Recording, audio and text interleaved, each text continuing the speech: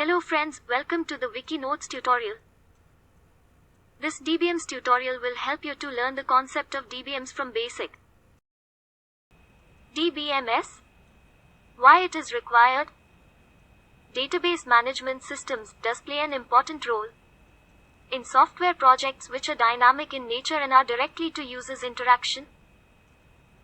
Higher the user's interaction, more would be the requirement of database management systems. Following are the reasons to support why DBMS are required. Data storage in an organized manner. Better data management. Response to queries fired on database for data access. Better utilization of data resources. End users on the front end can perform transactions and retrieve data as required. Dbms characteristics. Database management systems possess certain characteristics and features because of which it was introduced and is preferred over traditional file systems. Some of the characteristics are multi-user support, query language support, data consistency, no data redundancy, data backup and recovery, data security, asset properties support, data integrity, multi-user support. Multi-user support. Multiple users can simultaneously access the database without any issues. Data integrity.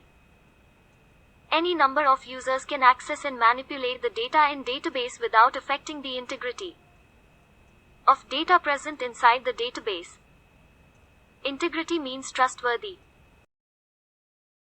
Asset properties support. ASSET stands for atomicity, consistency, isolation and durability. DBMS follows all four of them, resulting in higher efficiency and effectiveness. Data security.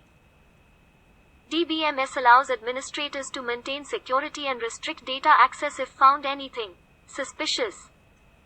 Data backup or recovery.